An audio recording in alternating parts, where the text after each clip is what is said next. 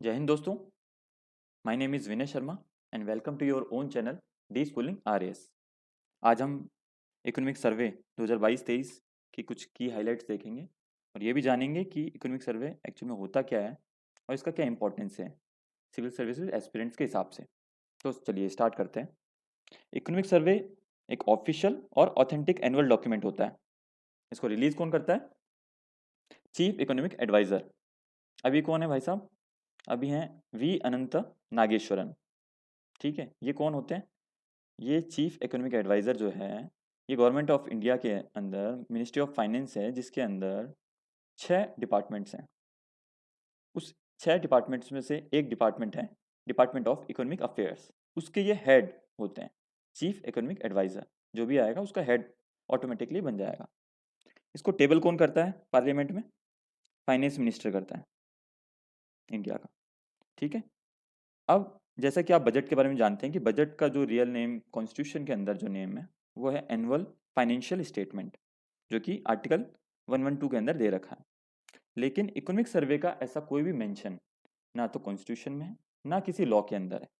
यानी गवर्नमेंट के ऊपर इकोनॉमिक सर्वे को रिलीज करने को लेकर कोई कॉन्स्टिट्यूशनल या स्टैट्यूटरी रिक्वायरमेंट नहीं है, बाउंडेशन नहीं है। ठीक है। तो इकोनॉमिक सर्वे और क्या बताता है? इकोनॉमिक सर्वे के अंदर लास्ट ईयर का जो भी इकोनॉमी से रिलेटेड डेटा है वो आता है एक तो। और फ्यूचर में क्या करना चाहिए इकोनॉमी में, रिफॉर्म्स के लिए, सुधार के लिए, आगे बढ़ने के लिए, अच्छा करने के लिए, वो सजेशंस आते हैं। ठीक है। पहले क्या हुआ करता था? पिछले साल से पहले तक, यानी अभी ये जो फाइनेंशियल ईयर अभी आया है, ये 24 ये चालू हो गया है, तो FY 22 तक क्या हुआ करता था कि 2 वॉल्यूम्स में आया करता था ये। एक में डेटा देते थे, एक में सजेशंस होता था फ्यूचर का। आजकल पिछले साल से इन्होंने क्या किया है कि सिंगल वॉल्यूम में लेकर आ गए इसे, इकोनॉमिक सर्वे को। और उसके साथ साथ क्या देने लग गए? देखो, एक तो इकोनॉमिक सर्वे आ गया है जो कि ये सिंगल वॉल्यूम है। फिर उसके साथ साथ इन्होंने हाइलाइट्स भी दे दिया है इकोनॉमिक सर्वे का ही। उसके साथ साथ इन्होंने स्टैटिस्टिकल अपेंडिक्स भी दे दिया है, कुछ टेबल्स वगैरह दे दिए हैं, डेटा वगैरह की वो दे दिए हैं। तो चलिए, और ये इसका फ्रंट जो है वो ऐसा दिखता है, ये देख लीजिए। तो चलिए आगे चलते हैं। अब इम्पोर्टेंस क्या है इकोनॉमिक सर्वे का? तो हम ज़्यादातर स्टूडेंट्स जो इसको वीडियो को देख रहे होंगे वो सिविल सर्विसेज एस्पिरेंट होंगे। तो उनके लिए क्या है? तो उनके लिए है कि भाई, जो गवर्नमेंट की इकोनॉमिक पॉलिसीज़ हैं, स्कीम्स हैं, प्रोग्राम्स हैं, उनका डिटेल डेटा और उन पॉलिसीज़ ने, स्कीम्स ने, प्रोग्राम्स ने क्या परफॉर्म किया है, उसका एक डेटा के रूप में अच्छे से हमें पता चल जाता है। तो एग्जाम से रिलेटेड और हम बात करें तो दोस्तों, प्रीलिम्स के अंदर डायरेक्ट स्कीम्स आ जाती हैं, प्रोग्राम्स का कुछ आ जाएगा पूछने का, डायरेक्ट ही आ जाएगा ऐसा, या इनडायरेक्टली भी कुछ आ सकता है। फिर कई बार ये भी पूछ लेते हैं कि भाई, इंडिया के जो है टॉप 5 इंपोर्ट्स बताओ कौन से हैं, या उससे रिलेटेड कुछ आ जाएगा। एक्सपोर्ट का भी आ सकता है। ऐसे मीन्स में क्या आ सकता है कि कोई भी क्वेश्चन आ जाए, उसमें हमें कुछ आर्ग्यूमेंट्स देने हैं, पॉजिटिव या नेगेटिव, तो वो भी हम यहाँ से कोट कर सकते हैं। कोई डेटा देना है वो भी कर सकते हैं। इंटरव्यू के लिए क्या इंपॉर्टेंस है इसका? कि हमारा जो थॉट प्रोसेस है इकोनॉमी से रिलेटेड है, एक होलिस्टिक अप्रोच बनता है उससे। जो हमारा थॉट प्रोसेस है वो डेवलप होता है। फिर हम कोई भी करंट अफेयर्स अगर हमसे पूछे जाते हैं इंटरव्यू में, तो उसको हम लिंक कर सकते हैं डेटा के साथ में कि भाई, इकोनॉमिक सर्वे में ये दे रखा था, तो इसलिए ऐसा होना चाहिए, या दे सकते हैं ऐसा। फिर हमें थर्ड पॉइंट इसका है कि इंपॉर्टेंट कीवर्ड्स यहाँ से मिल जाते हैं, जो कि हमारे मेंस के आंसर राइटिंग में और इंटरव्यू में भी काम में आते हैं। जैसे 2022 जो, यानी पिछले साल का जो इकोनॉमिक सर्वे था, उसका जो थीम था वो क्या था? Agile approach. तो एक ये हमें एक कीवर्ड मिल गया था वहाँ से, जिसको हम बार बार यूज़ में ले सकते थे मेंस की आंसर राइटिंग में वगैरह में। फिर एक ट्विन बैलेंस शीट प्रॉब्लम या चक्रव्यूह चैलेंज, ये सबसे पहले इकोनॉमिक सर्वे में ही इंट्रोड्यूस हुए थे ये वर्ड्स। उसके बाद में इनसे प्रीलिम्स मेंस में क्वेश्चंस भी आ चुके हैं, इंटरव्यूज़ में भी इनसे स्टूडेंट से पूछा जाता है कि क्या है। तो ये भी हम कीवर्ड्स यूज़ में ले सकते हैं। फिर ठीक है, फिर एक रिस्पॉन्सिबल और इन्फॉर्म्ड सिटीजन के लिए क्या इसका इंपॉर्टेंस होता है या नहीं होता है? तो दोस्तों, एक तो इंडियन इकोनॉमी से तो सभी का वास्ता होता है, जरूरी नहीं कि वो सिविल सर्विस एस्पिरेंट हो। तो उसका क्या स्टेटस अभी चल रहा है, कैसी स्थिति चल रही है, अच्छी चल रही है, बुरी चल रही है, क्या चल रहा है एक्चुअल में, तो वो सभी को पता लग जाता है। एक इन्फॉर्म्ड सिटीजन के नाते हमारी रिस्पॉन्सिबिलिटी भी है ये पता लगाना। फिर कि भाई, जो नेशन का इंटरेस्ट है उसमें हमें क्या करना चाहिए क्या नहीं करना चाहिए। यानी मान लो कि अभी कोविड-19 आया था, तब हमें पता था कि भाई जो इकोनॉमी है हमारी वो थोड़ा सा कॉन्ट्रैक्ट हो गई है। तो लोगों ने क्या किया था कि लोगों ने सेविंग्स करना ज़्यादा स्टार्ट कर दिया था, कि उन्हें पता चल गया कि भाई अभी दिक्कत है थोड़ा सा, तो सेविंग्स ज़्यादा स्टार्ट कर दी। और जो भी इम्पोर्ट्स हम करते थे, जो कि जिसमें हमें डॉलर्स खर्च करना पड़ता था, वो भी लोगों ने कम कर दिया था कुछ टाइम के लिए, फिर दोबारा स्टार्ट कर दिया ठीक है, लेकिन किया कुछ टाइम के लिए। तो ये इंपॉर्टेंस थी एक सिटीजन के लिए। अब आगे चलते हैं, ये हमारा कंटेंट है। देखिए ये इसमें 12 चैप्टर्स हैं यहाँ से, तो हम ये सभी चैप्टर्स के बारे में थोड़ा थोड़ा जो है समरी देखेंगे। ये निर्मला सीतारमन जी हैं, फाइनेंस मिनिस्टर, और ये वी अनंत नागेश्वरन जी हैं। तो ये प्रीवियस ईयर्स के जो इकोनॉमिक सर्वेज है उनका एक फ्रंट पेज वाला फोटो है, कवर फोटो है। ये 1920 वाला है, ये 2021 वाला है, ये पिछले साल वाला हो गया है और अभी लेटेस्ट हो चुका है। तो चलिए आगे बढ़ते हैं हम। तो सबसे पहला जो चैप्टर है वो है स्टेट ऑफ द इकोनॉमी 22-23। तो ये कह रहे हैं, देखिए सबसे पहले इन्होंने नाम क्या दिया है, रिकवरी कंप्लीट। इस चीज़ की रिकवरी कंप्लीट होगी ये देख लेते हैं। तो आपको याद होगा 2 साल पहले जब इकोनॉमिक सर्वे आया था, तो उसमें इन्होंने बोला था कि कोविड-19 के बाद से जो एकदम से इकोनॉमी जो हमारी कॉन्ट्रैक्ट हुई थी, उसकी रिकवरी जो है वी शेप से हो रही है। ये देखिए वी शेप दिख रही होगी आपको, ये वी शेप से रिकवरी हो रही है उस इकोनॉमी की जो कॉन्ट्रैक्ट हुई थी। तो अब ये 2 साल बाद में ये कह रहे हैं कि ये जो रिकवरी है ये कंप्लीट हो चुकी है। ये देखिए ये कह रहे हैं कि हाँ रिकवरी कंप्लीट हो चुकी है। इधर क्या लिखा हुआ है, प्राइवेट कंजप्शन।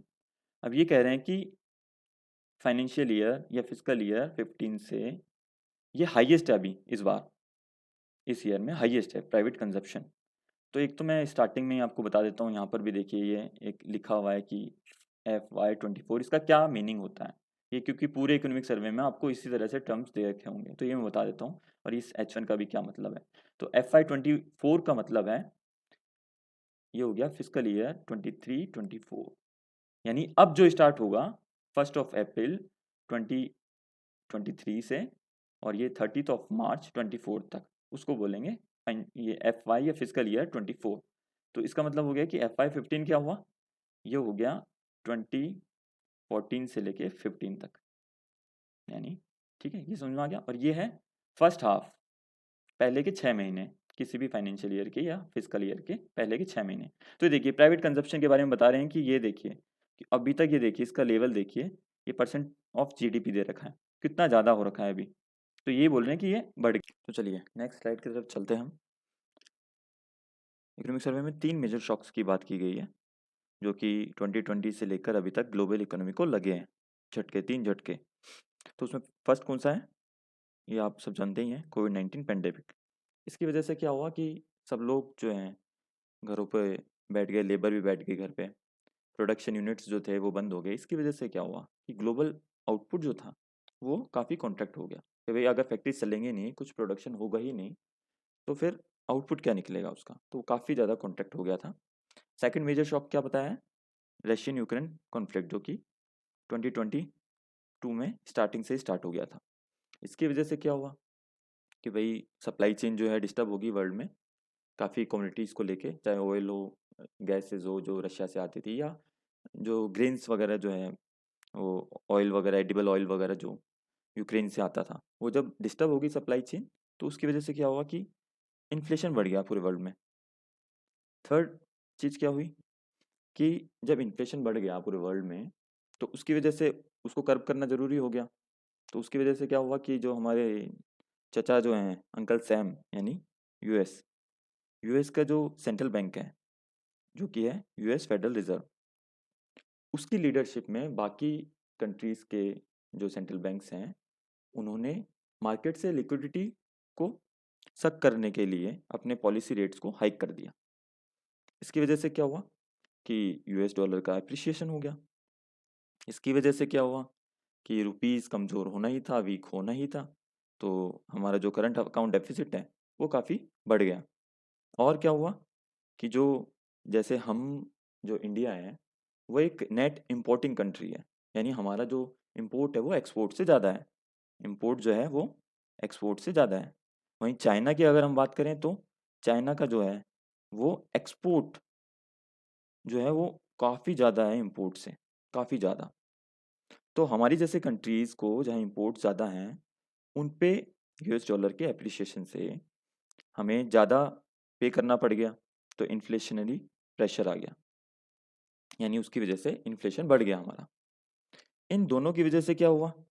इन दोनों की वजह से जो ग्लोबल ग्रोथ फोरकास्ट था, वो कम कर दिया गया कि भैया अब पूरे वर्ल्ड की जीडीपी जो है, वो थोड़ा सा स्लो पेस में जो है आगे बढ़ेगी।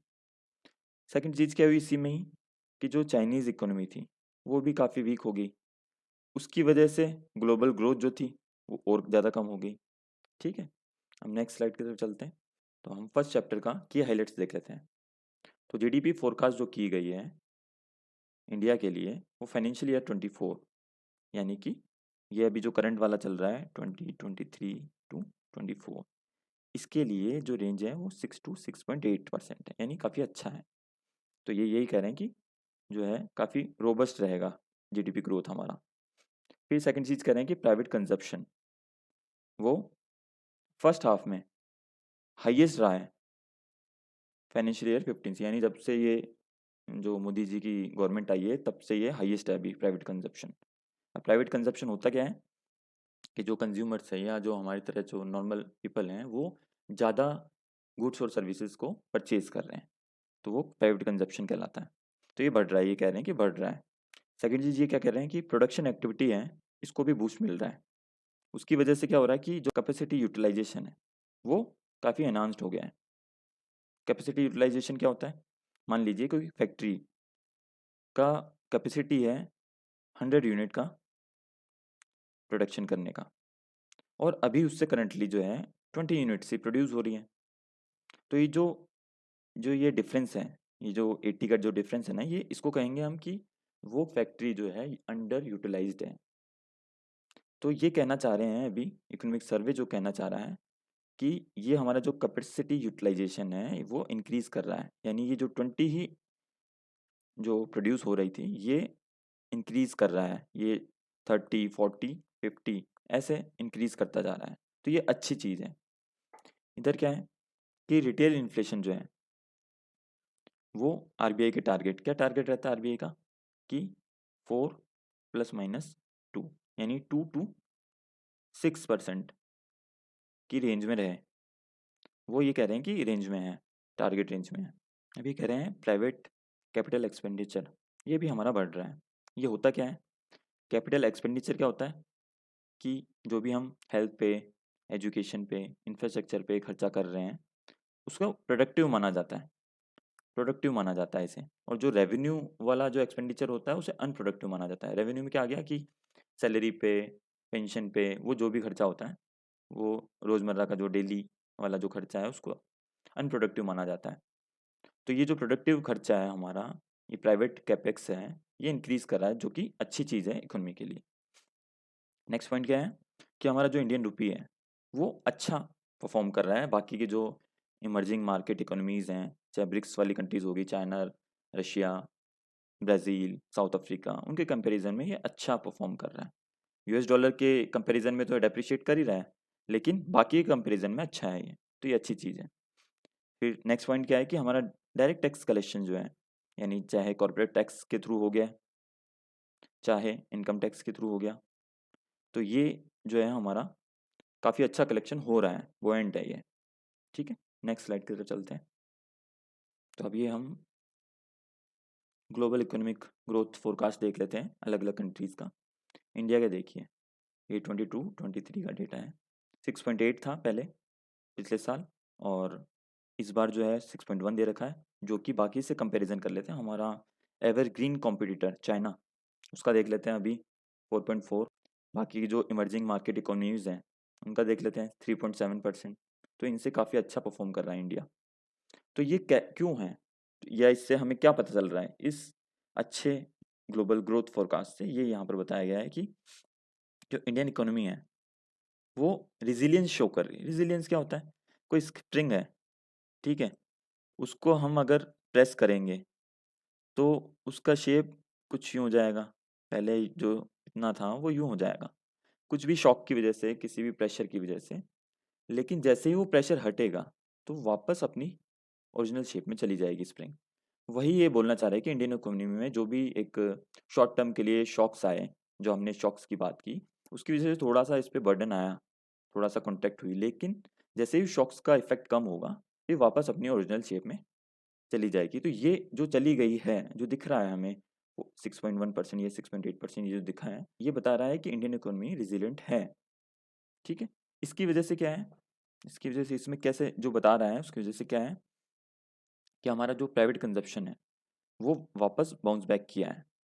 उसने जो हमारा जो ग्रोथ का जो ड्राइवर था, लीडिंग ड्राइवर था, वो एक्सपोर्ट स्टिमुलाई को रिप्लेस करके प्राइवेट कंजप्शन की तरफ लिया है। जैसे आप चाइना का अगर देखोगे तो उसका जो मेन लीडिंग ग्रोथ फैक्टर है या ड्राइवर है ग्रोथ का, वो एक्सपोर्ट ही है। हमारे यहाँ पर अब पता ही है कि जब वर्ल्ड इकोनॉमी जो है वो स्लो डाउन हो रही है, तो उसमें प्राइवेट कंजप्शन, हमारी जो 140 करोड़ की जो पॉपुलेशन है, वो हमें बहुत ज़्यादा सपोर्ट कर रही है। वो बहुत खरीद रहे हैं, परचेज कर रहे हैं गुड्स एंड सर्विसेज, उसकी वजह से हमें फ़ायदा मिल रहा है। तो उसकी वजह से, इनकी वजह से क्या हो रहा है कि प्रोडक्शन एक्टिविटी जो है वो बूस्ट कर रही है। प्रोडक्शन एक्टिविटी बूस्ट करने से क्या है कि जो हमारा कैपेसिटी यूटिलाइजेशन है अलग अलग सेक्टर्स में, वो भी इंक्रीज कर रहा है। ठीक है, सेकंड चीज़ इन्होंने क्या बता रखी है कि जो नियर यूनिवर्सल वैक्सीनेशन कवरेज हुआ है, जो वैक्सीनेशन ड्राइव इंडिया में चलाई गई है, चाइना के बाद सेकंड लार्जेस्ट है पूरे वर्ल्ड में, उसकी वजह से क्या हुआ कि जो लोग हैं वो वापस स्ट्रीट्स की तरफ आए हैं। स्ट्रीट्स यानी बाहर निकलने लगे हैं, और जो कॉन्टैक्ट बेस्ड सर्विसेज हैं उनमें खर्चा करने लगे, जैसे रेस्टोरेंट्स हैं, होटल्स हैं, या दूसरे कोई भी सर्विसेज हैं, उसमें खर्चा करने लगे हैं। दूसरी चीज़ क्या हुई है इसमें कि जो माइग्रेंट वर्कर्स जो अपने गांव शहर चले गए थे वापस, वो वापस सिटीज़ की तरफ आने लगे हैं। तो वहाँ पे एक कोई भी प्रोडक्शन एक्टिविटी होती है, उनको लेबर चाहिए होता है। ठीक है, तो वो मिलने लगे उनको। तीसरी चीज़ इसमें क्या हुई है कि कैपिटल एक्सपेंडिचर जो है वो भी बढ़ने लगा है। इन तीनों की वजह से क्या हुआ है कि जो प्राइवेट कंजप्शन है ये इंक्रीज करने लगा है, ये इंक्रीज करने लगा है। तो ये क्या शो करता है, प्राइवेट कंजप्शन ज़्यादा होगा, यानी हम और आप लोग जो हैं वो ज़्यादा गुड्स एंड सर्विसेज परचेज करेंगे। तो जो प्रोड्यूसर है उसको क्या है, उसको मोटिवेशन मिलेगा ज़्यादा प्रोड्यूस करने का, वो प्रोडक्शन ज़्यादा करेगा। वो प्रोडक्शन ज़्यादा करेगा तो उसका क्या मतलब है कि हमारी जो जीडीपी है वो बढ़ेगी। तो यही है, एक पूरा साइकिल जो है वो एक हेल्दी साइड में, पॉजिटिव साइड में चल रहा है। ये अच्छी चीज़ है। नेक्स्ट स्लाइड देख लेते हैं। जो हमने अभी जितनी पॉइंट्स की बात की वही इसमें दे रखा है कि जो सीपीआई इन्फ्लेशन है वो आरबीआई की टारगेट रेंज के अंदर है। ये देखिए ये हमारा टारगेट रेंज है, ये देखिए ये टारगेट रेंज है हमारा, ये टारगेट रेंज है। तो अभी जो करंट सिचुएशन है वो यहाँ पे है, तो ये टारगेट रेंज के अंदर ही है। यहाँ देख लेते हैं कि इंडियन रुपी की क्या कंडीशन चल रही है, अभी कैसा परफॉर्म कर रहा है। तो ये देख लेते हैं हमारा कॉम्पिटिटर कहाँ गया है, ये चाइना। तो चाइना का जैसा ये ठीक है, ये है एप्रिसिएशन या डेप्रिसिएशन दे रखा है यूएस डॉलर्स के कंपैरिजन में। तो हमारा बहुत ज़्यादा डेप्रिसिएशन नहीं हुआ है। चाइना का भी, ये हमारा भी 8.8% है, चाइना का भी 8.8% है। साउथ अफ्रीका का आप देख सकते हो कितना ज़्यादा उसका करेंसी जो है वो डेप्रिशिएट किया है, हमारे से लगभग डबल हो गया है, 16.4%। ब्राज़ील का ये दे रखा है। तो ये इमर्जिंग मार्केट इकोनॉमीज़ भी हैं। ठीक है, हम नेक्स्ट स्लाइड देख लेते हैं। ये जो करंट अकाउंट डेफिसिट है कि भाई हमें जब रुपी का जो है डेप्रिसिएशन हो गया तो हमें ज़्यादा रुपी पे करना पड़ रहा है। तो उसमें भी हमारा जो है करंट अकाउंट डेफिसिट जो है ये इंक्रीज़ कर रहा है। वैसे तो इंक्रीज़ कर रहा है, लेकिन इसके लिए हमारे पास में फॉरेक्स है, डॉलर्स रखे हुए हैं काफ़ी। ये देख सकते हो कि आप ये 500 यूएसडी का रेंज से हमेशा ऊपर ही रह रहा है ये हमारा फॉरेक्स रिजर्व। तो ये एक अच्छी चीज़ है कि ठीक है, करंट अकाउंट डेफिसिट हमारा बढ़ता हुआ दिख रहा है, लेकिन उसके लिए हमारे पास जो है फॉरेक्स भी है, डॉलर्स रखा हुआ है यहाँ पे। नेक्स्ट चीज़, जो इंडिया का जो ग्रोथ प्रोजेक्शंस हैं, बाकी कितनी एजेंसीज ने बता रखा है देखिए। S&P ने बता रखा है 7.3, एडीबी ने बता रखा है, मूडी फिच ने बता रखा है, वर्ल्ड बैंक का देख लीजिए, आरबीआई का देख लीजिए। इन सभी ने जो है जितने परसेंट बता रखा है उनका अगर एवरेज ग्रोथ लेते हैं तो 6.9%, जो कि बहुत अच्छी चीज़ है इंडिया पे। इससे क्या होगा ना कि इससे जो ग्लोबल इन्वेस्टर्स हैं उनका भी ट्रस्ट होता है कि हाँ, इंडिया जो है ग्रो करेगा तो यहाँ इन्वेस्ट किया जाए। तो आप देख रहे हो कि बहुत वर्ल्ड की जो बड़ी-बड़ी कंपनीज़ हैं, वो इन्वेस्ट करना चाह रहे हैं इंडिया में, तो ये अच्छी चीज़ है। नेक्स्ट स्लाइड देख लेते हैं कि जो टैक्स कलेक्शन है, वो देखिए आप, ये फाइनेंशियल ईयर 19 से फाइनेंशियल ईयर 23 तक का डेटा ले रखा है। अब ये देखिए, ये लाख करोड़ में है, ठीक है? तो ये 5.4 से लेके अभी कितना इंक्रीज़ हो गया है, 8.7 डायरेक्ट टैक्स कलेक्शन हमारा। और जीएसटी कलेक्शन की बात करें तो आपको डेटा न्यूज़पेपर में दिखता ही है कि मंथली जो है कितना जा रहा है हमारा, 1.5 लाख करोड़ तक पहुंच गया है। तो वैसे ही इन्होंने बताया है कि अभी फाइनेंशियल ईयर 23 में 11.9 लाख करोड़ हो गया है, ठीक है। और रेवेन्यू एक्सपेंडिचर जो है जिसे अनप्रोडक्टिव माना जाता है, उसमें लिमिटेड ग्रोथ है, बहुत फास्ट ग्रो नहीं कर रहा है, जो कि अच्छी चीज़ है, ये अच्छी चीज़ है।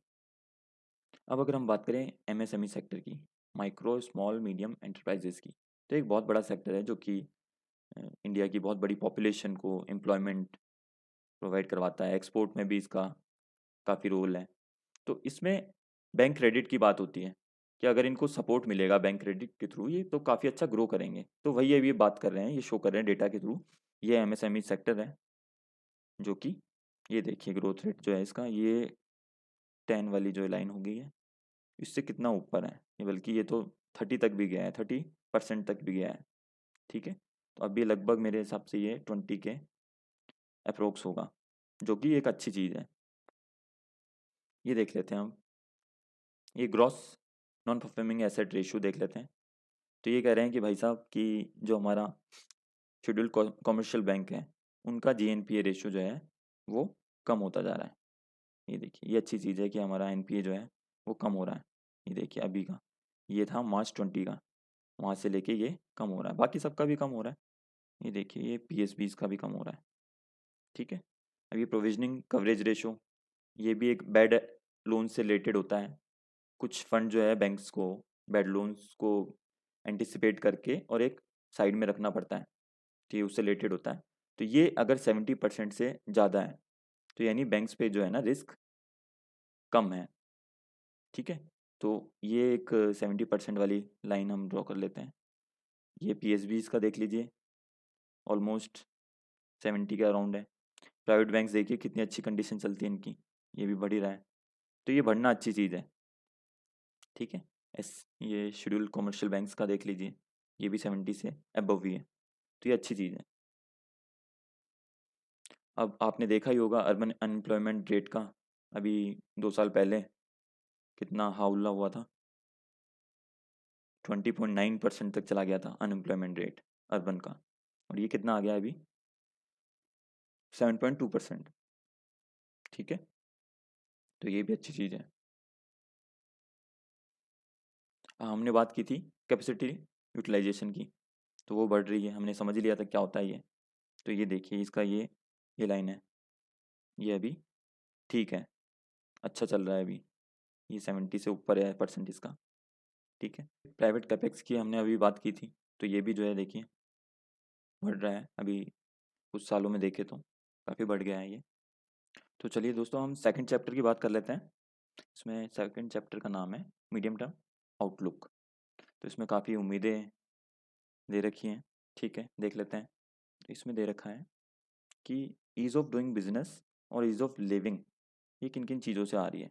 ये 4 फैक्टर्स की हमने बात कर रखी है, तो इसमें देख लेते हैं कि पब्लिक गुड्स काफ़ी क्रिएट किया गया है, जिसकी वजह से opportunities, efficiencies, ease of living, ये चीज़ें बढ़ी हैं, ठीक है। इसमें क्या होता है, भारतमाला प्रोजेक्ट आपको पता ही है, Sagarmala, NIP, JAM trinity, digital infrastructure बढ़ा है, उसकी वजह से ये, तो ये बता रहे हैं कि पब्लिक गुड्स काफ़ी क्रिएट किया गया है, ठीक है। नेक्स्ट देख लेते हैं कि ट्रस्ट बेस्ड गवर्नेंस, इनके बीच में, सिटीजन और गवर्नमेंट के बीच में, ये ट्रस्ट बेस्ड गवर्नेंस है। तो इसमें क्या बता रखा है कि जैसे कि इंसॉल्वेंसी एंड बैंक्रप्सी कोड है, आईबीसी, फिर रेरा है, फिर कुछ कंपनीज एक्ट में इन्होंने कुछ चेंजेस करके कुछ चीज़ों को, कुछ इकोनॉमिक ऑफेंसेस को डीक्रिमिनलाइज किया है, ठीक है। फिर पॉलिसी अनसर्टेनिटीज़ जो हैं रिमूव की गई हैं। फिर technology backed tax governance reforms हैं, जैसे कि जीएसटी, ठीक है। इन सब की वजह से क्या हुआ है, इन सब की वजह से ईज़ ऑफ डूइंग बिजनेस हुआ है, और कॉर्पोरेट इंस्टीट्यूशंस में एंटरप्रेन्योर्स का फेथ काफ़ी बढ़ा है, ठीक है। नेक्स्ट पॉइंट क्या है, प्राइवेट सेक्टर का पार्टिसिपेशन इंक्रीज किया गया है। कैसे?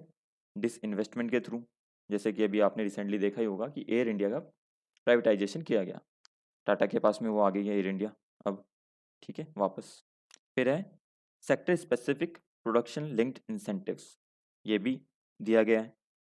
फिर है कि एफडीआई जो है ना, वो मोस्टली सेक्टर्स के लिए अब 100% कर दिया गया है, ठीक है।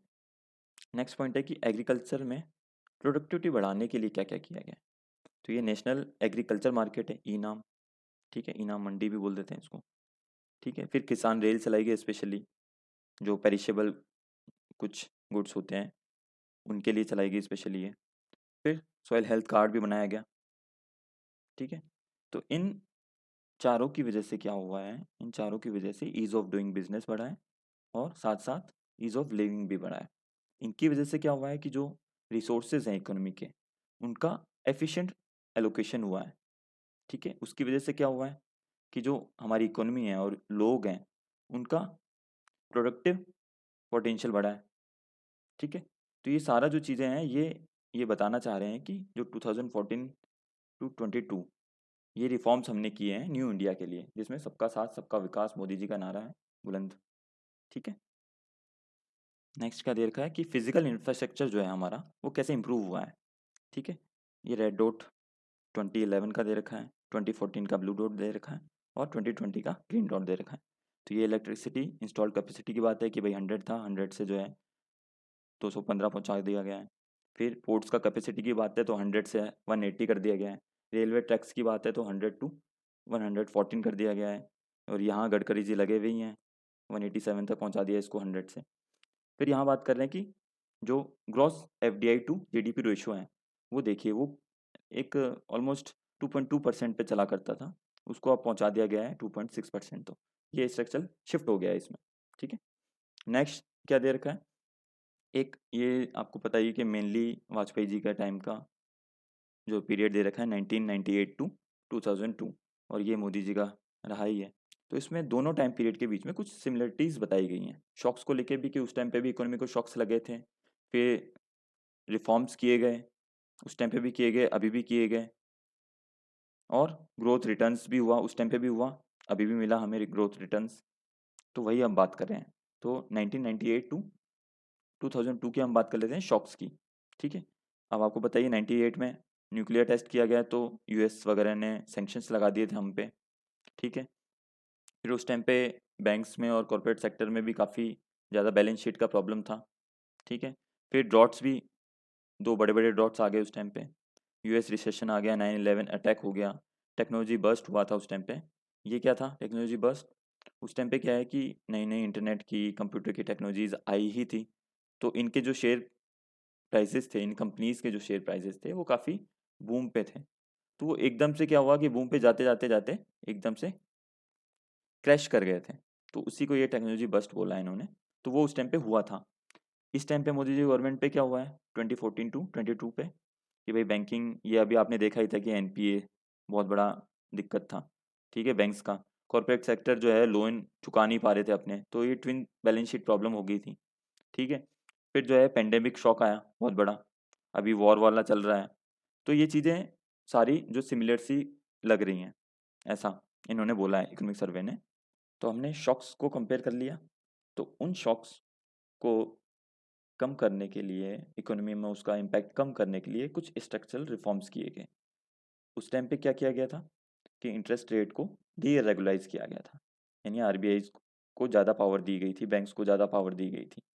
फिर प्राइवेटाइजेशन किया गया था उस टाइम पे भी, एसेट रिकवरी की गई थी बैंक्स के लिए, ठीक है। इंफ्रास्ट्रक्चर जो है उस पर काफ़ी इन्वेस्ट किया गया था, गोल्डन क्वाड्रिलेटरल आपको पता ही है कि दिल्ली, मुंबई, चेन्नई, कोलकाता, इनको आपस में जोड़ता है ये हाईवेज के थ्रू।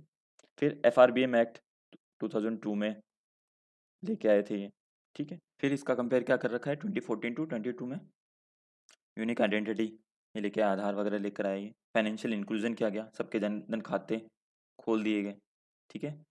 फिर जीएसटी लेकर आए ये, तो उससे क्या हुआ कि हमारी इकोनॉमी का जो है फॉर्मलाइजेशन हुआ, ठीक है। आईबीसी लेकर आया, प्राइवेटाइजेशन आपको पता ही है चल ही रहा है काफ़ी फास्ट, ठीक है। टैक्स रिफॉर्म्स किए गए, ठीक है। कुछ इकोनॉमिक ऑफेंसेस को डिक्रिमिनलाइज किया गया, ठीक है। वैक्सीन पहुंच गई घर घर में। फिर है ये एक्सपेंडिचर मैनेजमेंट रिफॉर्म्स की बात कर रहे हैं, आत्मनिर्भर भारत की बात कर रहे हैं कि भाई यहीं बनाओ सारी चीज़ों को आप तो, और इम्पोर्ट्स को कम कर दो, ठीक है।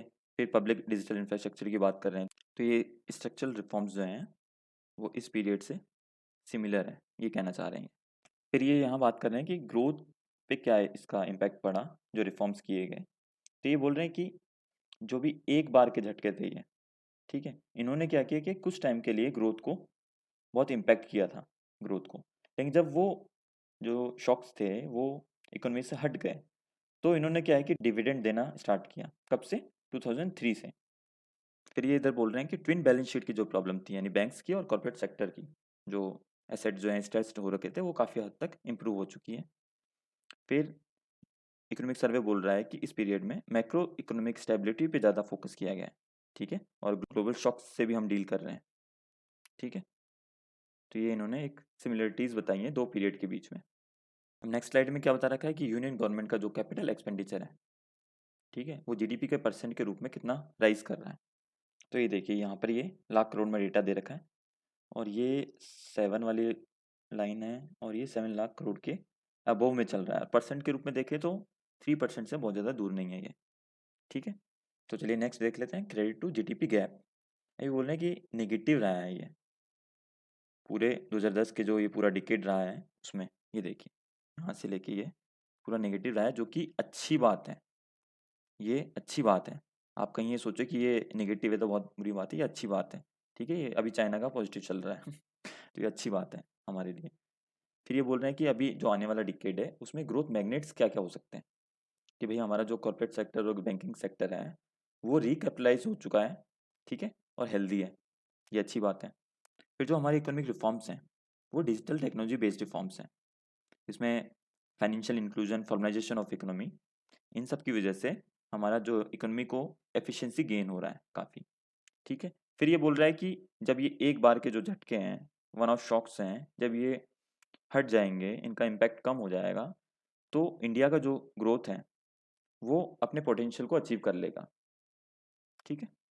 तो चलिए दोस्तों नेक्स्ट चैप्टर को हम देखते हैं, फिजिकल डेवलपमेंट्स रेवेन्यू रेलिश। इसमें फिजिकल डेवलपमेंट्स गवर्नमेंट ने क्या क्या किए हैं, इससे फिजिकल जो पोजीशन है गवर्नमेंट की, स्टेटस है, वो काफ़ी इंप्रूव हुआ है। तो उसमें बता रखा है यूनियन बजट में क्या मेजर रिफॉर्म्स किए गए हैं, ठीक है, कुछ पिछले कुछ सालों में। तो उसमें एक तो ये बता रखा है कि भाई फिजिकल ट्रांसपेरेंसी है वो इम्प्रूव की गई है, और जो बजट के जो रेवेन्यू एजम्पशंस हैं उनको रियलिस्टिक बनाया गया है, ठीक है। फिर जो पहले चलता था प्लान और नॉन प्लान का क्लासिफिकेशन, उसको इन्होंने डिसकंटिन्यू कर दिया है। फिर आपको पता ही है कि मेन बजट के साथ में इन्होंने रेलवे बजट को मर्ज कर दिया है। और ये भी आपको पता है कि पहले बजट आया करता था 28 फरवरी को, आजकल आने लग गया है 1 फरवरी को। तो ये कुछ चीज़ें इन्होंने बजट में रिफॉर्म्स किए हैं, ठीक है। अब इसको हम की हाईलाइट्स इसकी देख लेते हैं इस चैप्टर की, फिर इसको थोड़ा सा आगे इसका कुछ टेबल्स और डेटा देखेंगे।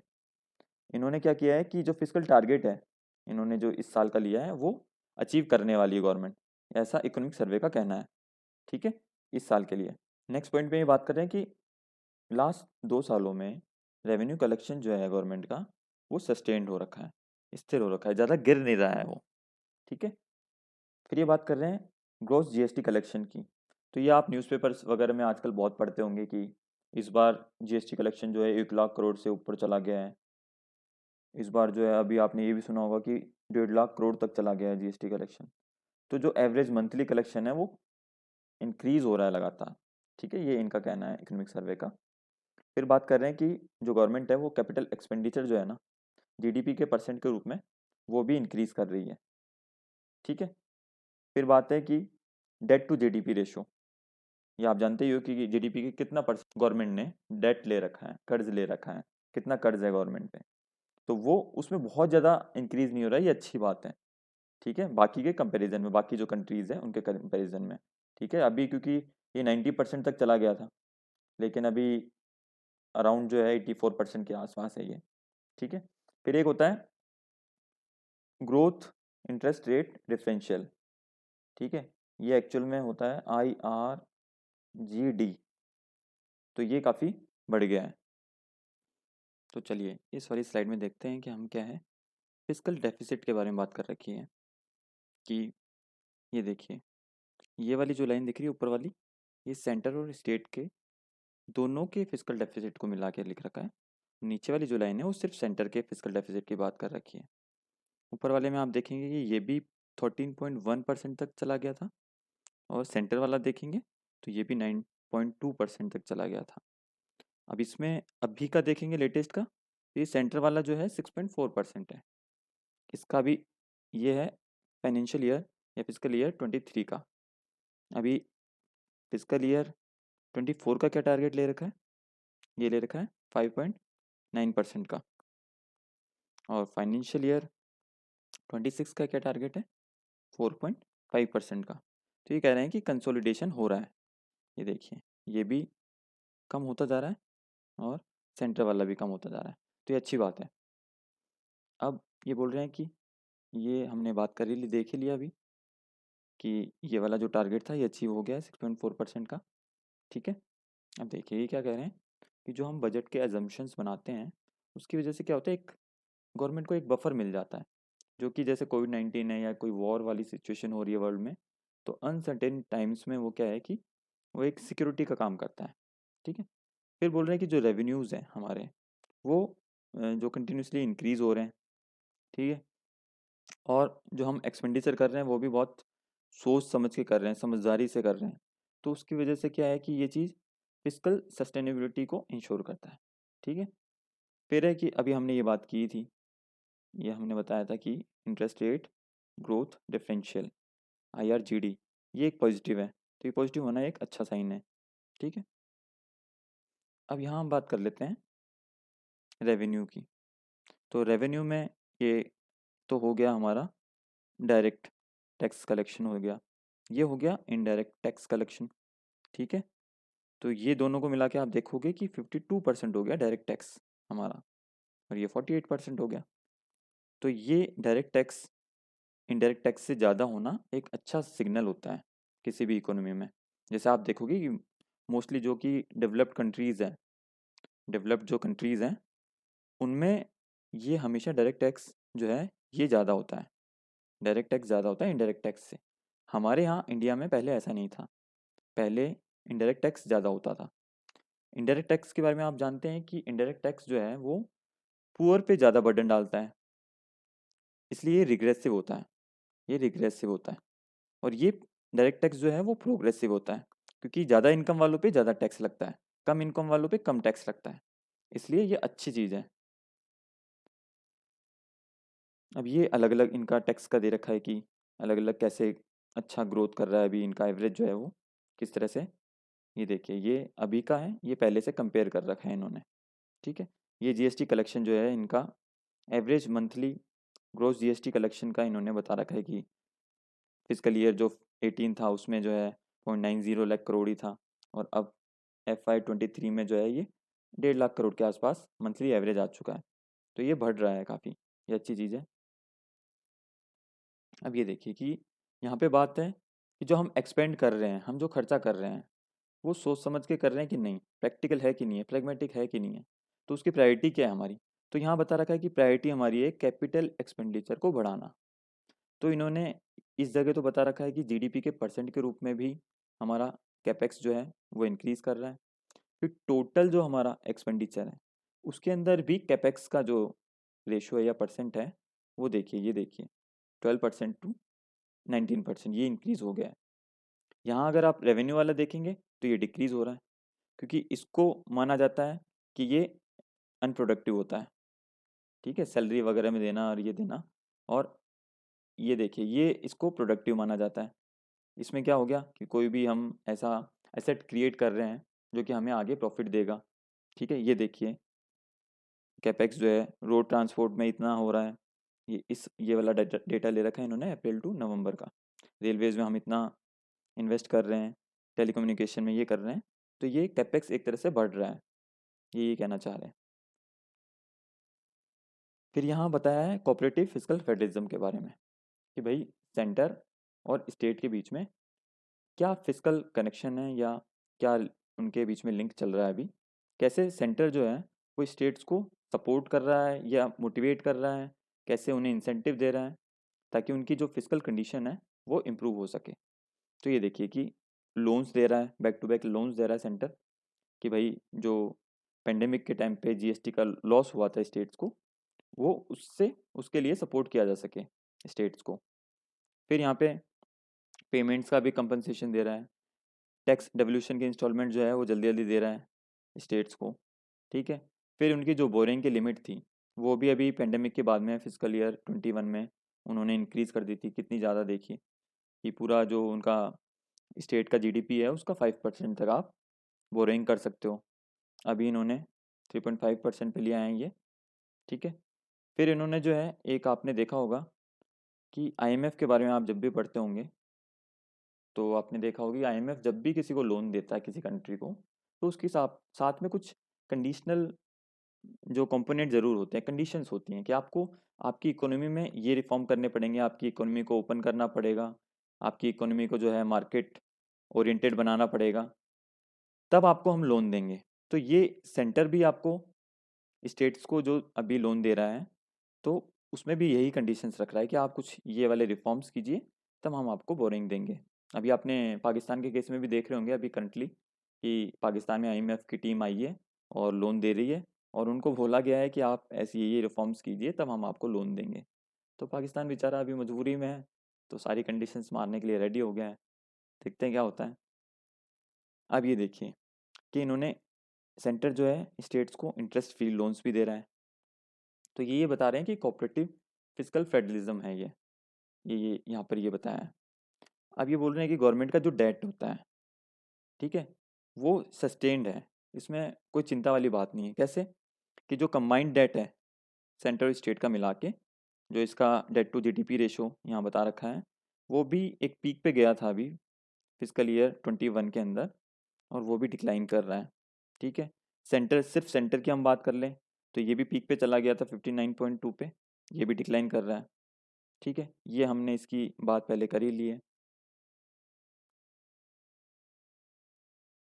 और जो हम डेट की अभी बात कर रहे हैं तो इस डेट में भी क्या है, ये देखिए सेंट्रल वाले में जो एक्सटर्नल लाइबिलिटीज़ हमारी वो बहुत कम है टोटल डेट के अंदर। ये बहुत अच्छी बात है। कई बार हम जो है श्रीलंका वगैरह का हम सुनते हैं या पाकिस्तान का हम सुनते हैं, तो श्रीलंका के बारे में सुनते हैं कि ये चाइना के डेट ट्रैप में फंस चुका है। पाकिस्तान के बारे में हम सुनते हैं कि जो वेस्टर्न कंट्रीज़ हैं या चाइना है उसके डेट ट्रैप में पाकिस्तान फंसा हुआ है। और एक देसी भाषा में कहते भी हैं और उनके जो पुराने जो प्राइम मिनिस्टर थे उन्होंने कहा भी है, स्टेटमेंट भी दिया कि पाकिस्तान हर जगह जो है भीख का कटोरा लेके जो है घूमता रहता है। तो ये हमारे साथ बहुत दूर दूर तक कोई कंडीशन नहीं है, हम इस चीज़ के मामले में बहुत अच्छे हैं, स्ट्रांग हैं। फिर ये देखिए कि अगर हम बाकी कंट्रीज से कंपेयर करें तो हमारा डेट टू जीडीपी रेशो जो है वो बाकी कंट्रीज़ के कंपैरिजन देखिए, पहले जापान का देखिए आप, पहले ये 2005 और 21 का कंपेयर कर रखा है, 174% से 263% हो गया है। यूएस का देख लीजिए, ये ऑलमोस्ट डबल हो गया है।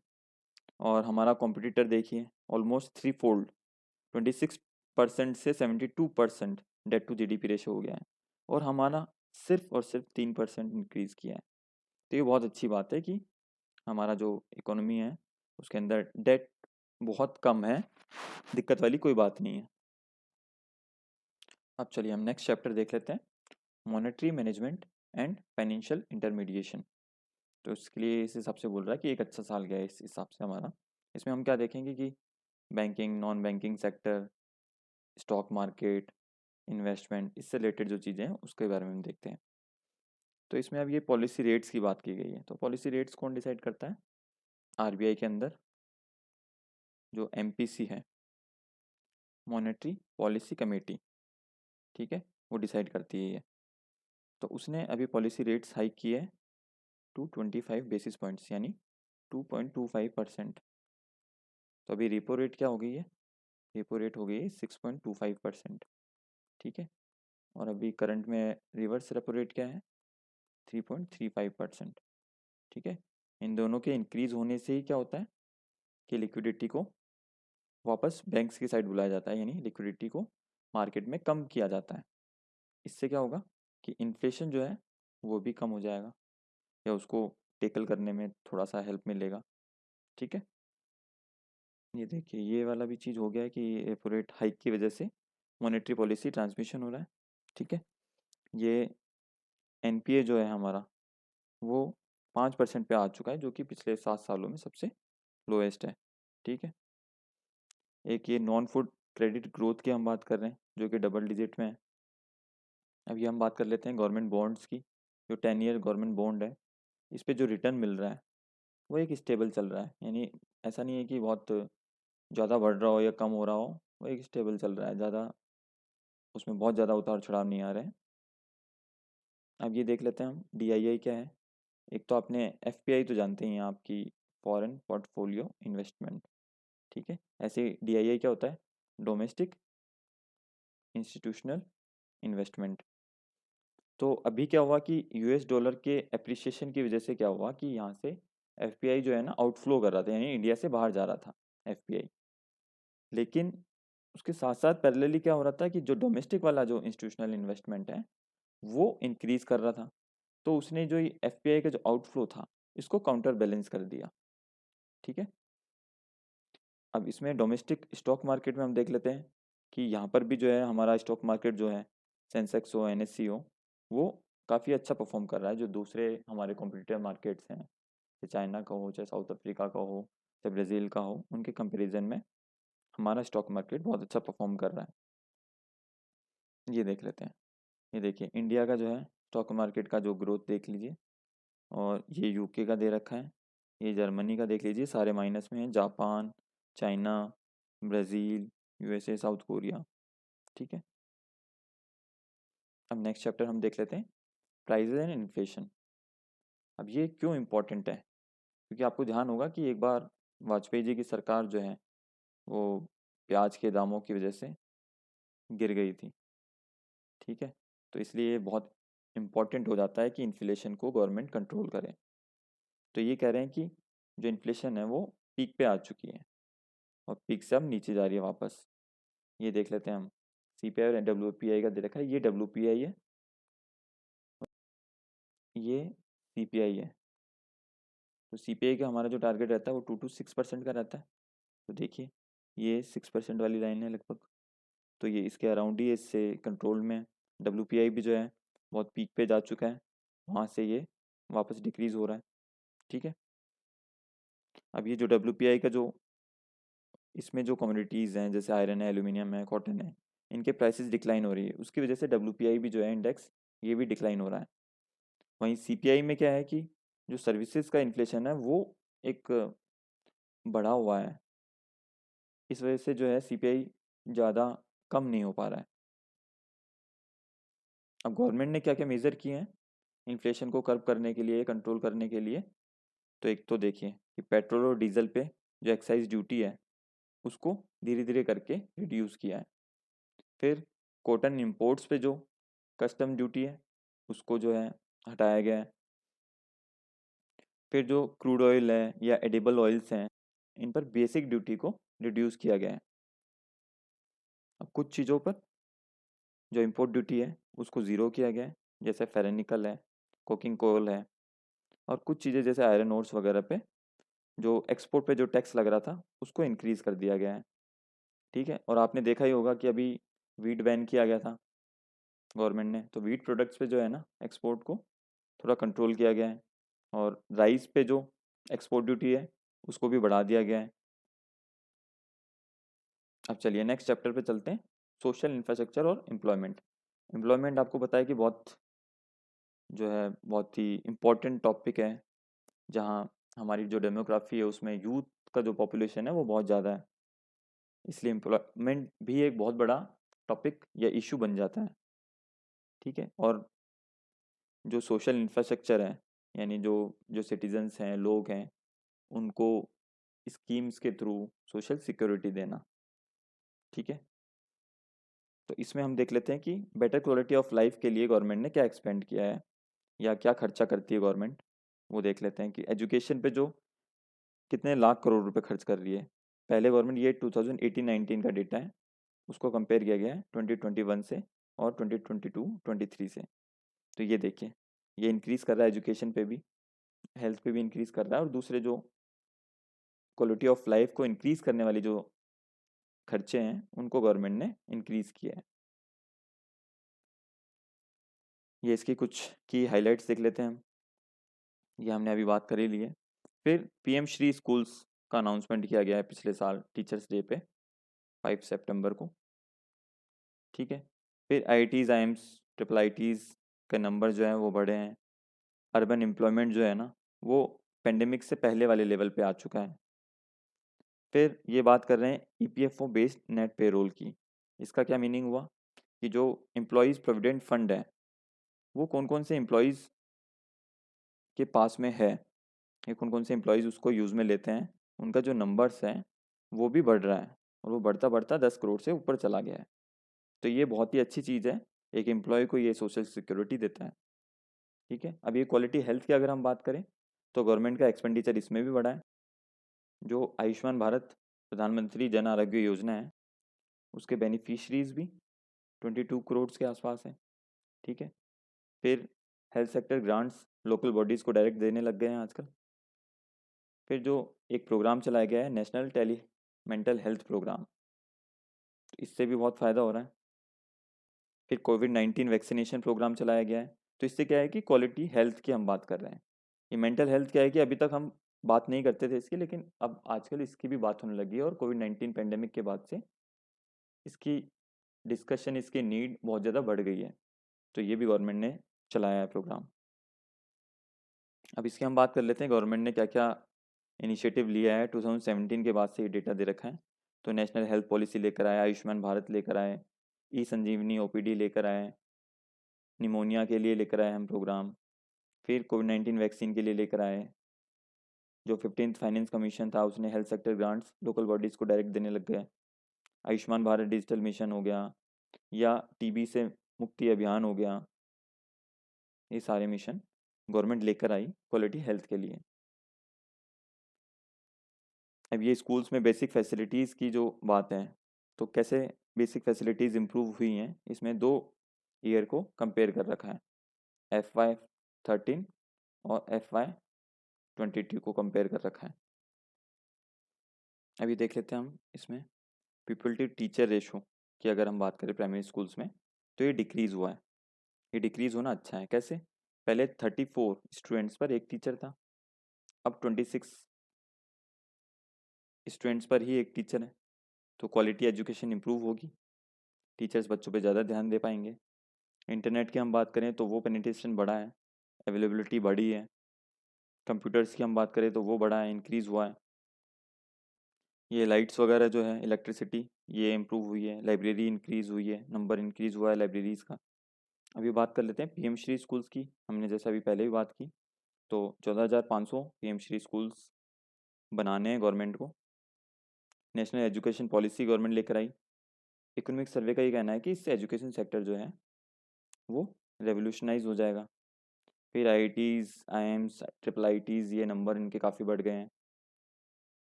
क्वालिटी ऑफ लाइफ की अगर बात करें तो ये हमने बात करी अभी कि आयुष्मान भारत जन आरोग्य योजना, इसके 22 करोड़ बेनिफिशरीज हैं। फिर ऑल वेदर रोड्स बनाई गई हैं। फिर ओल्ड एजेस को सोशल सिक्योरिटी दी गई है। क्लीन कुकिंग फ्यूल प्रोवाइड कराया गया। सैनिटेशन और ड्रिंकिंग वाटर के लिए गवर्नमेंट ने जल जीवन मिशन चला रखा है। ठीक है। इलेक्ट्रिसिटी सब घर को प्रोवाइड हो तो उसके लिए सौभाग्य योजना चला रखी है। ठीक है। प्रधानमंत्री आवास योजना चला रखी है हाउसिंग फॉर ऑल के लिए। तो ये इससे क्या होगा, इन सब जो स्कीम्स हैं प्रोग्राम्स हैं, इनसे क्या होगा कि क्वालिटी ऑफ लाइफ एक आम इंसान की इम्प्रूव होगी। अब बात कर लेते हैं डिजिटल इंडिया में क्या वेलफेयर टेक्नोलॉजी लगाई जा रही है जिससे कि लोगों को फ़ायदा हो रहा है।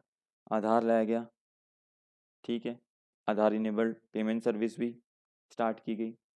टेली सर्विसेज जिसमें ई संजीवनी दीक्षा पोर्टल स्टार्ट किया गया। फिर जियो टैगिंग की जा रही है, ड्रोन्स का यूज़ में लिया जा रहा है। स्वामित्व स्कीम्स के अंडर में जो है ड्रोन सर्वे किया जा रहा है। ठीक है। फाइनेंशियल इंक्लूजन हो रहा है लोगों का। डैशबोर्ड एंड ऐप्स में क्या है, कोविन प्लेटफॉर्म हो गया, उमंग ऐप हो गया। ठीक। कॉमन सर्विस सेंटर्स खोले जा रहे हैं ताकि जो पब्लिक सर्विसेज हैं वो हर सिटीज़न को प्रोवाइड की जा सके। अब चलिए नेक्स्ट चैप्टर में चलते हैं, क्लाइमेट चेंज एंड एनवायरनमेंट। ठीक है। तो इसमें ये पहले दे रखा है कि मैंग्रोव्स जो हैं उनका एरिया बढ़ रहा है, इंक्रीज हो रहा है। हमारा जो नेशनली डिटरमाइंड कंट्रीब्यूशन है इंडिया का, उसको भी अपडेट कर दिया गया है। क्या अपडेट हुआ है कि पहले ये हमारा जो एमिशन इंटेंसिटी था 2005 के लेवल को, उसको घटाना था हमें 2030 तक 35%। अब उसको अपडेट करके हमने कर दिया है कि अब एमिशन इंटेंसिटी को 45% तक रिड्यूस करेंगे। ठीक है। एक और टारगेट को हमने अपडेट किया है। हमारा जो 50% इलेक्ट्रिक पावर इंस्टॉल कैपेसिटी होगा वो 2030 तक non fossil fuel based energy resources के थ्रू होगा। फिर मोदी जी ने एक मंत्रा दिया है, लाइफ की फुल फॉर्म बताइए, लाइफ स्टाइल फॉर एनवायरनमेंट। तो इसी बात पे आप कह भी सकते हैं, वाह मोदी जी वाह। एक ये सॉवरेन ग्रीन बॉन्ड फ्रेमवर्क है। तो सॉवरेन ग्रीन बॉन्ड क्या होता है, इसके बारे में निर्मला सीतारमन जी जो हमारी फाइनेंस मिनिस्टर है उन्होंने 2022 के बजट के टाइम पे अनाउंस किया था। इसमें क्या है कि ग्रीन इंफ्रास्ट्रक्चर के लिए गवर्नमेंट फंड रेज करने के लिए ये सॉवरेन ग्रीन बॉन्ड्स इशू कर सकती है।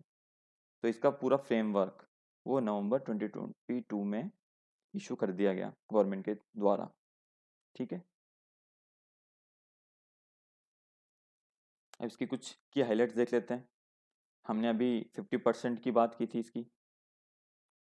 ठीक है कि 2030 तक हमें नॉन फॉसिल फ्यूल सोर्सेज से इलेक्ट्रिसिटी कैपेसिटी हमारी जनरेट करनी है। तो वो हमने 40% तो टारगेट अचीव अभी कर ही लिया है एडवांस में ही। ठीक है। तो ये हमारा ग्रेजुअली इंक्रीज भी हो रहा है। फिर एक नेशनल ग्रीन हाइड्रोजन मिशन भी स्टार्ट किया गया है गवर्नमेंट के द्वारा। तो उसमें क्या है, at least 5 million metric tonne of green hydrogen ये प्रोड्यूस करना है 2030 तक, पर एनम का ये टारगेट है। आपको पता ही है कि ग्रीन हाइड्रोजन को काफ़ी जो लोग हैं वो फ्यूचर का फ्यूल मान रहे हैं इसको। ठीक है। तो इसका भी इसलिए हमने बहुत अच्छा बड़ा टारगेट लिया है। लाइफ की हमने बात की, मोदी जी ने मंत्रा दिया था लाइफ स्टाइल फॉर एनवायरनमेंट का। सॉवरेन ग्रीन बॉन्ड फ्रेमवर्क की बात की हमने। ये हमने बात की कि कैसे नॉन फॉसिल फ्यूल सोर्सेज का जो शेयर है वो राइज हो रहा है इलेक्ट्रिसिटी कैपेसिटी के अंदर। ये देखिए ये 2014-15 का है डेटा, और ये इसका लिया 22 का है डेटा। ये थर्मल का यहाँ देखिए शेयर 71% था, यहाँ 58% हो गया, इन्हें डिक्रीज़ किया ये, जो कि बहुत अच्छी बात है। और यहाँ देखिए रिन्यूएबल एनर्जी सोर्सेज का 12% था पहले, और यहाँ हो गया 29%। ये काफ़ी इंक्रीज़ हो गया है, ये बहुत अच्छी बात है। अब यहाँ गवर्नमेंट ने क्लाइमेट चेंज को टैकल करने के लिए 8 नेशनल एक्शन प्लान स्टार्ट किए हैं। जैसे नेशनल सोलर मिशन है, national mission on sustainable habitat है, नेशनल वाटर मिशन है। ठीक है। National mission for a green India है। इस तरह से ये है ताकि क्लाइमेट चेंज को ये टैकल कर पाएंगे।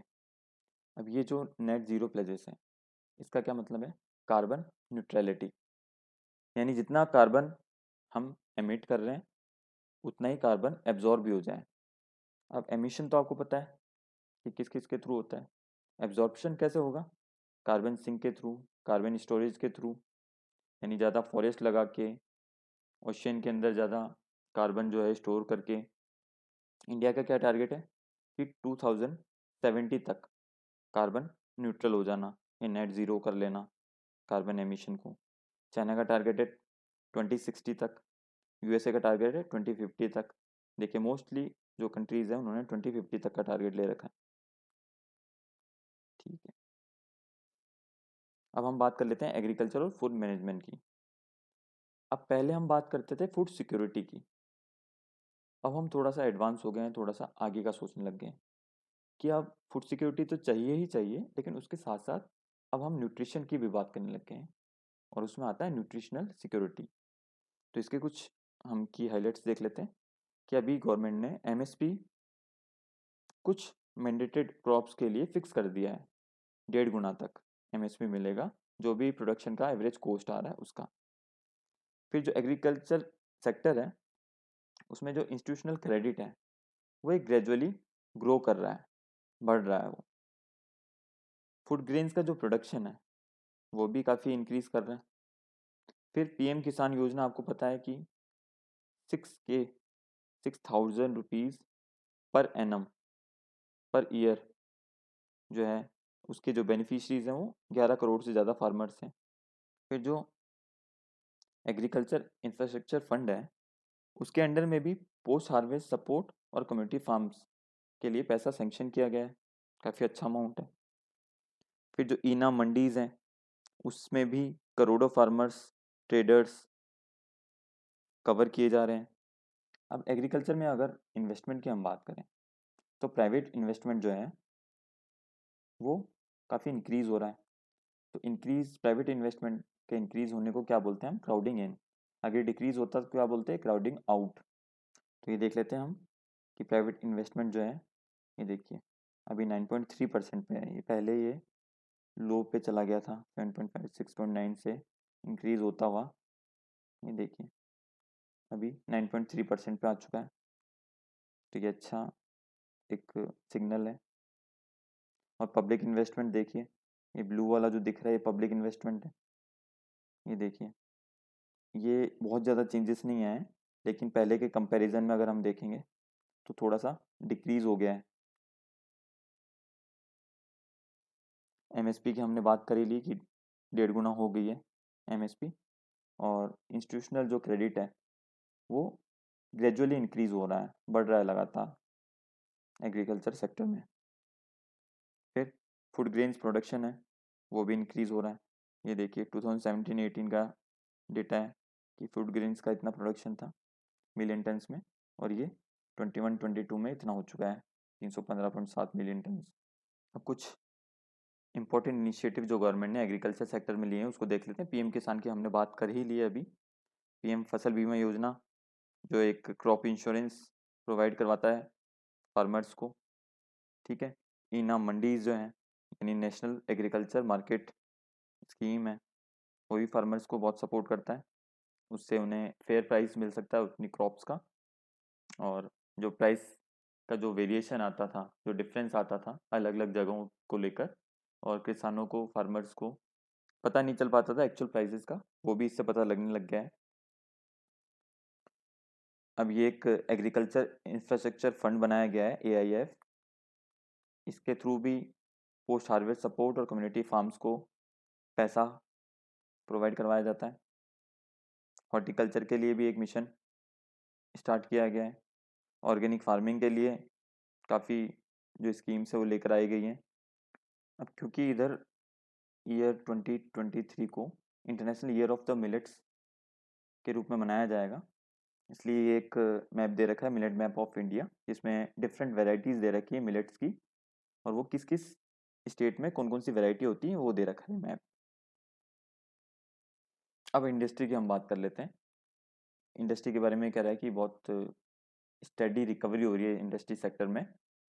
अब हमने बार बार हर सेक्टर में हम प्राइवेट इन्वेस्टमेंट की बात करते हैं, चाहे एग्रीकल्चर हो, चाहे मैन्युफैक्चरिंग हो, चाहे सर्विस सेक्टर हो, कि प्राइवेट इन्वेस्टमेंट अगर बढ़ेगा तो उस सेक्टर में ग्रोथ बहुत अच्छी होगी। तो इंडस्ट्री वाले सेक्टर में, मैन्युफैक्चरिंग सेक्टर में इनका ये कहना है कि प्राइवेट इन्वेस्टमेंट जो है वो ग्रेजुअली राइज कर रहा है। अब इसमें अलग अलग देखिए, स्टील में देखिए ये कंपेयर कर रखा है इन्होंने, जो first half of fiscal year 22 है उसको कंपेयर कर रखा है first half of fiscal year 23 से। ये ग्रीन वाला जो है वो लेटेस्ट है। ये देखिए आपको इंक्रीज मिल रहा है, ये इलेक्ट्रिसिटी में हो ये भी इंक्रीज मिल रहा है, कंस्ट्रक्शन है, माइनिंग है, ऑटो है, टेक्सटाइल्स है, फार्मा है, ठीक है, इनमें प्राइवेट इन्वेस्टमेंट इंक्रीज हो रहा है। अब इसके कुछ की हाईलाइट्स हम देख लेते हैं। अब ये बता रहे हैं कि जो first half of fiscal year 23 है उसमें इंडस्ट्रियल सेक्टर जो है उसका जीवीए जो है वो 3.7% से ग्रो किया है, ठीक है। फिर गुड्स एंड सर्विसेज का जो एक्सपोर्ट्स है वो जीडीपी के शेयर के रूप में जो है वो अभी हाईएस्ट है फिस्कल ईयर 23 में। वो हाईएस्ट है कब से कंपेयर किया है इन्होंने? फिस्कल ईयर 16 से कंपेयर किया, ठीक है। फिर पीएमआई जो मैन्युफैक्चरिंग वाला है, पीएमआई क्या होता है? Purchasing managers index. Purchasing managers index. अब ये एक तो होता है कॉन्ट्रैक्शन जोन, एक होता है एक्सपेंशन जोन। तो पीएमआई मैन्युफैक्चरिंग जो है वो एक्सपेंशन जोन में है, यानी अच्छा है ये। तो इससे लगता है कि मैन्युफैक्चरिंग सेक्टर जो है वो राइज कर रहा है, ग्रो कर रहा है। फिर इंडेक्स ऑफ इंडस्ट्रियल प्रोडक्शन जो है वो भी हेल्दी है। तो वो क्या शो कर रहा है कि इन्वेस्टमेंट का जो साइकिल है वो वर्चुअस कंडीशन में है, अच्छी कंडीशन में है। अब जो एमएसएमई सेक्टर है, माइक्रो स्मॉल मीडियम एंटरप्राइजेज है, उसको जो क्रेडिट मिल रहा है वो भी 30% से ग्रो कर रहा है। आपको पता है कि एमएसएमई सेक्टर में करोड़ों लोगों को एम्प्लॉयमेंट मिला हुआ है। अगर इस तरह से इसको क्रेडिट मिलेगा तो ये बहुत अच्छा तरह से डेवलप होगा। इलेक्ट्रॉनिक्स की हम बात करें तो एक्सपोर्ट जो है इसका 3 फोल्ड यानी 3 गुना ज़्यादा बढ़ चुका है। फिर फार्मा इंडस्ट्री, जो मेडिकल इंडस्ट्री है, उसमें एफडीआई फ्लोज जो है वो भी 4 गुना बढ़ चुका है। तो ये तो आप देख ही रहे हैं कि वैक्सीन हमारा या मेडिसिन जो है कितना हम एक्सपोर्ट करते हैं, तो इसमें तो बहुत ज़्यादा अपॉर्चुनिटीज़ हैं ग्रो करने के। फिर यहाँ हम बात कर रहे हैं कि मैन्युफैक्चरिंग कैपेसिटी को बढ़ाने की, एनहांस करने की। तो उसमें सबसे पहले देखते हैं हम कि पीएलआई स्कीम है। इसमें गवर्नमेंट प्रोड्यूसर को अपने प्रोडक्ट की क्वालिटी बढ़ाने और ग्लोबली कॉम्पिटिटिव बनाने के लिए इंसेंटिव देती है। इसकी वजह से 3 लाख का एम्प्लॉयमेंट जनरेशन हो रहा है। कि ये कह रहे हैं कि एमएसएमई के जो है बेनिफिशरीज भी बहुत ज़्यादा हैं इसके, और इन्वेस्टमेंट भी इसमें बहुत ज़्यादा हुआ है। मेक इन इंडिया 2.0 की हम बात करें तो उसमें 24 सब सेक्टर्स ऐड कर दिए गए हैं। ईज़ ऑफ डूइंग बिजनेस की हम बात करते हैं कि रिफॉर्म्स कर रहे हैं, कंप्लाइंसेस रिड्यूस कर दिए हैं, कुछ प्रोविजंस को डीक्रिमिनलाइज कर दिया है। तो इन सभी की वजह से क्या है कि जो मैन्युफैक्चरिंग कैपेसिटी है वो एनहांस हो रही है। ये देखिए एफडीआई फ्लो जो है फार्मा इंडस्ट्री में, ये FY19 का डेटा दे रखा है, जो इंक्रीज होता होता है FY22 में 699 यूएस मिलियन डॉलर्स पे पहुंच चुका है। इलेक्ट्रॉनिक्स एक्सपोर्ट्स की हम बात करें तो ये भी 3 फोल्ड हो चुका है। ये देखिए 4.4 यूएस बिलियन डॉलर से 11.6 यूएस बिलियन डॉलर हो चुका है।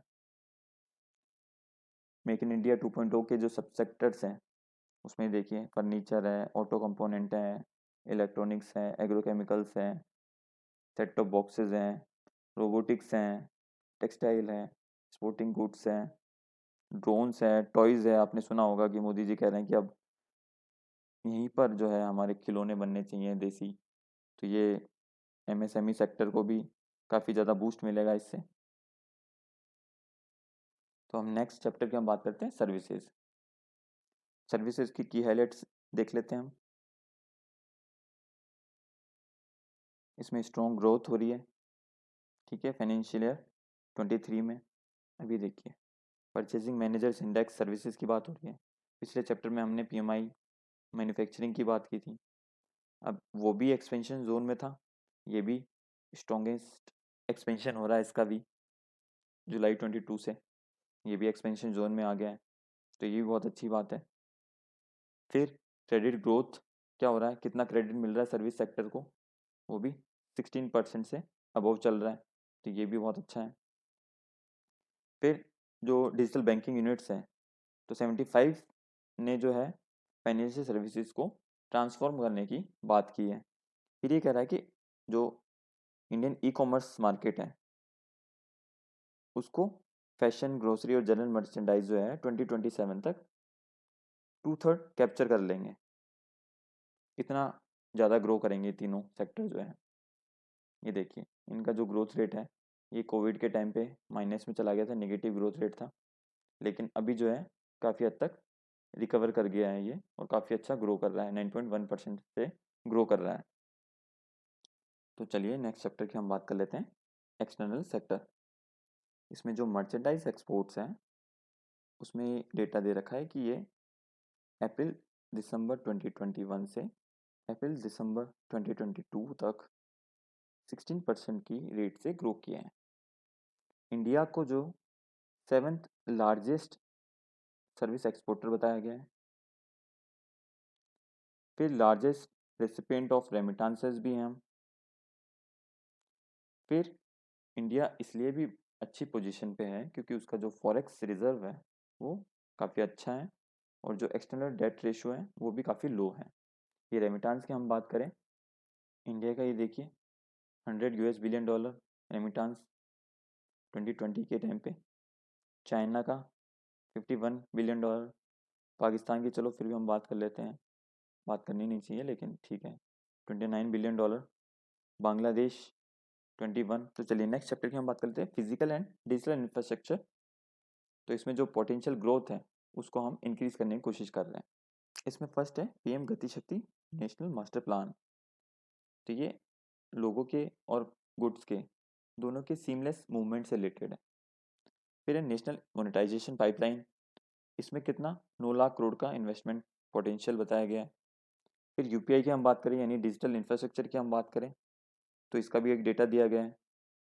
फिर नेशनल लॉजिस्टिक पॉलिसी लेकर आए हैं हम, ठीक है, जिससे क्या होगा कि इंडियन लॉजिस्टिक्स जो है वो ग्लोबली कॉम्पिटिटिव बन पाएगा। फिर जो मेजर पोर्ट्स हैं हमारे, उनका कैपेसिटी भी हमने 8 साल में डबल कर लिया है। यहाँ हम अगर फिजिकल इंफ्रास्ट्रक्चर में देखें तो नेशनल हाईवेज और रोड कंस्ट्रक्ट किया जा रहा है, बहुत फास्ट किया जा रहा है, गडकरी साहब हमारे लगे हुए हैं बहुत तेज़ी से। फिर इसमें कैपिटल एक्सपेंडिचर को बढ़ाया जा रहा है काफ़ी। फिर एयर पैसेंजर और कार्गो ट्रैफिक भी है वो प्री कोविड लेवल के 90% को एक्सीड कर गया है। उड़ान स्कीम भी इसमें एक मेजर पार्ट प्ले कर रही है। ये हमने मेजर पोर्ट्स की हमने बात कर ली कि उसका कैपेसिटी पिछले 8 सालों में डबल कर दिया गया है। फिर इनलैंड वेसल एक्ट 2021 जो है वो लाया गया है ताकि इनलैंड वाटर ट्रांसपोर्ट को प्रमोट किया जा सके। अब अगर इलेक्ट्रिसिटी सेक्टर और रिन्यूएबल्स की हम बात करें तो सोलर पार्क्स के थ्रू रिन्यूएबल एनर्जी काफ़ी जनरेट की जा रही है। टोटल इलेक्ट्रिसिटी जनरेशन की हम बात करें तो वो भी काफ़ी इंक्रीज़ हो चुकी है, और हमारा जो पावर सिटी इंस्टॉल्ड है वो भी पहले के कंपैरिजन में काफ़ी इंक्रीज़ हुआ है। हम बात करते हैं इंडिया के डिजिटल पब्लिक इंफ्रास्ट्रक्चर की। इसके ग्रोथ ड्राइवर्स कौन कौन से हैं?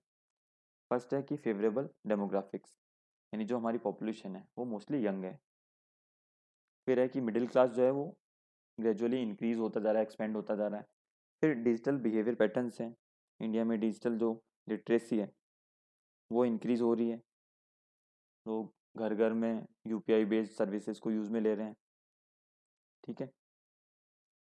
अब ये डिजिटल एम्पावरमेंट का एक एग्जांपल है, ये एक वेबसाइट का पूरा स्नैपशॉट है। मान लीजिए किसी भी सिटीजन को किसी भी गवर्नमेंट स्कीम्स के बारे में जानकारी चाहिए या अप्लाई करना है तो अपना डिटेल डालें, तो उससे रिलेटेड, उस सिटीजन से रिलेटेड सारे रेलेवेंट स्कीम्स उसके सामने आ जाएंगी, वो सिलेक्ट कर सकता है और अप्लाई कर सकता है उसके लिए। तो ये माई स्कीम करके एक वेबसाइट है, तो ये बहुत अच्छा पोर्टल है गवर्नमेंट के द्वारा जो बनाया गया है। अब ये इंडियन इकोनॉमी का पूरे का एक स्नैपशॉट है। इसमें हमने जीडीपी ग्रोथ की हमने बात कर ही ली है कि 6 to 6.8% का फोरकास्ट एवरेज आया है इसमें, ठीक है। फिजिकल डेफिसिट की हमने बात की, अभी 6.4 चल रहा है, और FY24 तक हमारा टारगेट है 4.5% तक लाना, जो कि आपको पता है कि FRBM एक्ट में इसको 3% तक रखना बोला गया था। फिर फॉरेक्स की हम बात करें तो वो भी 563 US बिलियन डॉलर से ऊपर का बना हुआ है, ठीक है। फिर एग्रीकल्चर और उसके जो अलाइड एक्टिविटीज़ हैं वो भी, उसका जो ग्रोथ रेट है वो भी 3.5% तक है। इंडस्ट्रियल ग्रोथ रेट भी है वो भी पॉजिटिव है और 4.1% तक है। सर्विसेज का जो ग्रोथ रेट है वो भी 9.1% है। इन्फ्लेशन जो है वो बहुत ज़्यादा नहीं है, पहले ज़्यादा चली गई थी लेकिन अब कंट्रोल हो रही है धीरे धीरे। ये देखिए, टारगेट वैसे हमारा 2 से 6% के बीच में रखने का था इसको, सीपीआई इन्फ्लेशन को, लेकिन थोड़ा सा ही ज़्यादा है, बहुत ज़्यादा नहीं है। तो ये भी कंट्रोल हो जाएगा टाइम के साथ में।